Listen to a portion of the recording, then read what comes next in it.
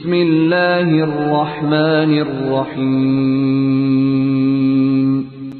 شروع اللہ کے نام سے جو سب پر مہربان ہے، بہت مہربان ہے۔ الف لام میم الف لام میم۔ مختلف صورتوں کے شروع میں یہ حروف اسی طرح الگ الگ نازل ہوئے تھے۔ ان کو حروف مقطعات کہتے ہیں، اور صحیح بات یہ ہے کہ ان کا ٹھیک ٹھیک مطلب اللہ تعالیٰ کے سوا کسی کو معلوم نہیں۔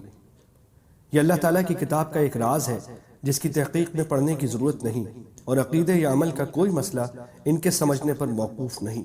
ذالک الکتاب لا ریب فیہ ھدی للمتقین۔ یہ کتاب ایسی ہے کہ اس میں کوئی شک نہیں، یہ ہدایت ہے ان ڈر رکھنے والوں کے لیے۔ یعنی اس کتاب کی ہر بات کسی شک و شبہ کے بغیر درست ہے۔ انسان کی لکھی ہوئی کسی کتاب کو 100% شک سے بالاتر نہیں سمجھا جا سکتا، کیونکہ انسان کتنا ہی بڑا عالم ہو اس کا علم محدود ہوتا ہے، اور اکثر اس کی کتاب اس کے ذاتی گمان پر مبنی ہوتی ہے۔ لیکن چونکہ یہ کتاب اللہ تعالیٰ کی ہے جس کا علم لامحدود بھی ہے اور 100% یقینی بھی، اس لیے اس میں کسی شک کی گنجائش نہیں۔ کسی کو شک ہو تو یہ اس کی ناسمجھی کی وجہ سے ہوگا۔ کتاب کی کوئی بات شبہ والی نہیں۔ اگرچہ قرآن کریم نے صحیح راستہ ہر ایک کو دکھایا ہے، خواہ وہ مومن ہو یا کافر، اس لیے اس معنی کے لحاظ سے اس کی ہدایت سب کے لیے ہے۔ لیکن نتیجے کے اعتبار سے دیکھا جائے تو اس ہدایت کا فائدہ انہی کو پہنچتا ہے جو اس کی بات مان کر اس کے تمام احکام اور تعلیمات پر عمل کرے۔ اس لیے یہ فرمایا گیا کہ یہ ہدایت ہے ڈر رکھنے والوں کے لیے جو بے دیکھی چیزوں پر ایمان لاتے ہیں۔ الخاتم۔ ڈر رکھنے کا مطلب یہ ہے کہ انسان یہ بات ہمیشہ پیش نظر رکھے کہ اسے ایک دن اللہ کے حضور اپنے تمام اعمال کا جواب دینا ہے، لہٰذا مجھے کوئی ایسا کام نہ کرنا چاہیے جو اس کی ناراضی کا باعث ہو۔ اسی خوف اور دھیان کا نام تقوی ہے۔ بے دیکھی چیزوں کے لیے قرآن کریم نے غیب کا لفظ استعمال فرمایا ہے۔ اس سے مراد وہ چیزیں ہیں جو آنکھوں سے دکھائی نہیں دیتی، نہ ہاتھ سے چھو کر یا ناک سے سونگھ کر انہیں محسوس کیا جا سکتا ہے، بلکہ وہ صرف اور صرف اللہ تعالیٰ کی وحی کے ذریعے معلوم ہوتی ہیں۔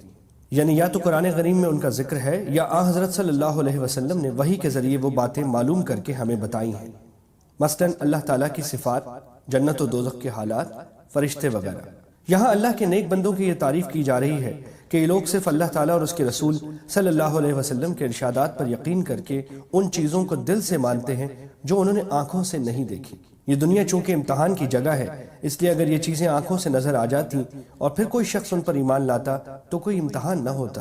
اللہ تعالیٰ نے ان چیزوں کو انسان کی نگاہ سے پوشیدہ رکھا ہے، لیکن ان کے وجود کے بے شمار دلائل مہیا فرما دیے ہیں کہ جب کوئی شخص ذرا انصاف سے غور کرے گا تو ان باتوں پر ایمان لے آئے گا اور امتحان میں کامیاب ہوگا۔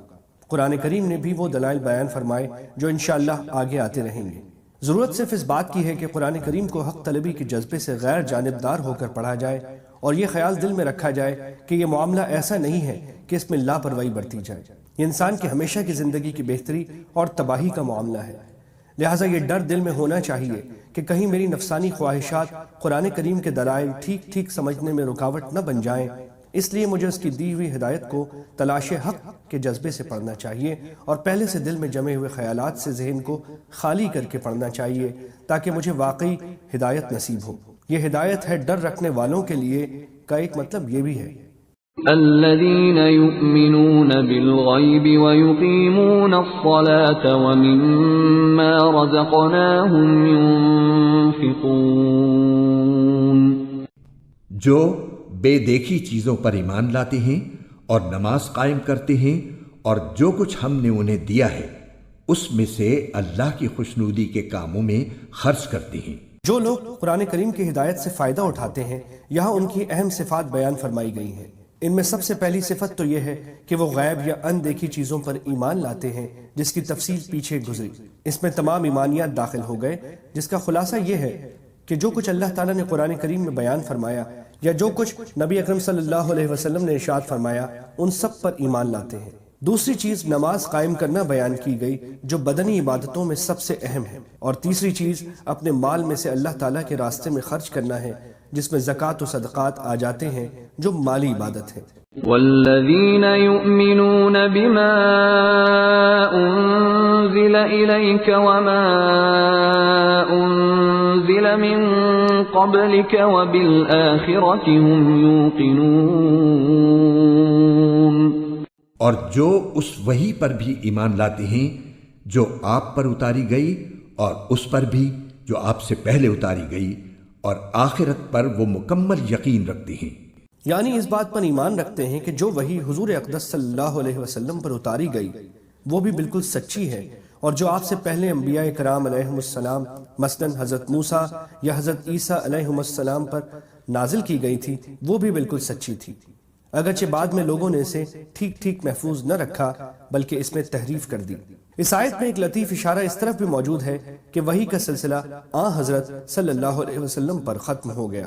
آپ کے بعد کوئی ایسا شخص پیدا نہیں ہوگا جس پر وحی آئے یا اسے پیغمبر بنایا جائے، کیونکہ یہاں اللہ تعالیٰ نے صرف حضرت صلی اللہ علیہ وسلم پر نازل ہونے والی وحی اور آپ سے پہلے کے انبیاء علیہ السلام پر نازل ہونے والی وحی کا ذکر فرمایا ہے، آپ کے بعد کی کسی وحی کا ذکر نہیں فرمایا۔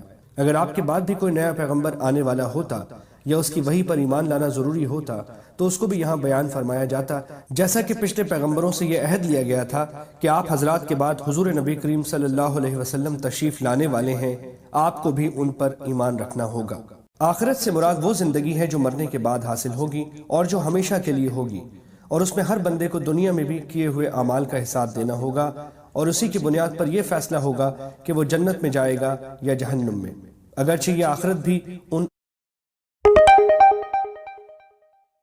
دیکھی چیزوں میں شامل ہے جس پر ایمان لانے کا ذکر سب سے پہلے کیا گیا تھا، لیکن آخر میں اسے علیحدہ کر کے خصوصی اہمیت کے ساتھ ذکر کیا گیا ہے۔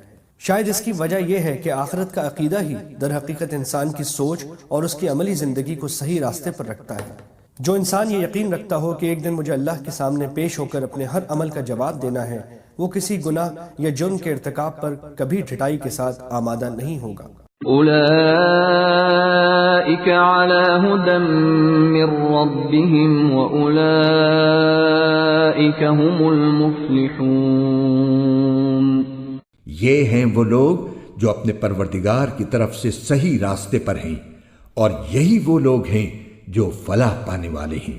ان الذين كفروا سواء عليهم أأنذرتهم ام لم تنذرهم لا يؤمنون، بے شک وہ لوگ جنہوں نے کفر اپنا لیا ہے ان کے حق میں دونوں باتیں برابر ہیں، چاہے آپ ان کو ڈرائیں یا نہ ڈرائیں وہ ایمان نہیں لائیں گے۔ یہاں ان کافروں کا ذکر ہو رہا ہے جنہوں نے یہ طے کر لیا تھا کہ چاہے کتنے واضح اور روشن دلائل ان کے سامنے آ جائیں وہ کبھی حضرت صلی اللہ علیہ وسلم کی دعوت پر ایمان نہیں لائیں گے۔ حضرت عبداللہ بن عباس رضی اللہ عنہما نے اس آیت کی تفسیر میں فرمایا کہ یہ وہ لوگ ہیں جو کفر پر اڑ گئے ہیں۔ ترجمے میں کفر اپنا لیا ہے کہ الفاظ اسی مفہوم کو ادا کرنے کے لیے استعمال کیے گئے ہیں۔ ڈرانا انذار کا ترجمہ کیا گیا ہے۔ قرآن کریم نے انبیاء کرام علیہم السلام کی دعوت کو بکثرت ڈرانے سے تعبیر فرمایا ہے، کیونکہ انبیاء کرام علیہم السلام لوگوں کو کفر اور بدعمالیوں کے برے انجام سے ڈراتے ہیں، لہٰذا آیت کا مطلب یہ ہوا کہ آپ چاہے ان کو دعوت دیں یا نہ دیں، ان کے سامنے دلائل پیش کریں یا نہ کریں، چونکہ انہوں نے تہیہ کر رکھا ہے کہ کوئی بات ماننی نہیں ہے، اس لیے وہ ایمان نہیں لائیں گے۔ ختم اللہ علی قلوبہم وعلی سمعہم وعلى أبصارهم غشاوة وَلَهُمْ عَذَابٌ عَظِيمٌ، اللہ نے ان کے دلوں پر اور ان کے کانوں پر مہر لگا دی ہے اور ان کی آنکھوں پر پردہ پڑا ہوا ہے اور ان کے لیے زبردست عذاب ہے۔ اس آیت میں یہ واضح فرمایا گیا ہے کہ ضد اور ہٹ دھرمی بڑی خطرناک چیز ہے۔ اگر کوئی شخص ناواقفیت یا غفلت وغیرہ کی وجہ سے کسی غلطی کا ارتکاب کرے تو اس کی اصلاح کی امید ہو سکتی ہے، لیکن جو شخص غلطی پر اڑ جائے اور یہ تہیہ کر لے کہ کسی بھی حالت میں بات نہیں ماننی تو اس کی ضد کا آخری انجام یہ ہوتا ہے کہ اللہ تعالیٰ کی طرف سے اس کے دل پر مہر لگا دی جاتی ہے، جس کے بعد اس سے حق کو قبول کرنے کی صلاحیت ہی ختم ہو جاتی ہے۔ اللہ تعالیٰ اس حالت سے محفوظ رکھے۔ لہٰذا اس پر یہ شبہ نہیں ہونا چاہیے کہ جب خود اللہ تعالیٰ نے ان کے دل پر مہر لگا دی تو وہ معذور ہو گئے، اس لیے کہ یہ مہر لگانا خود انہی کی ضد اور یہ تہیہ کرنے کا نتیجہ ہے کہ حق بات نہیں ماننی۔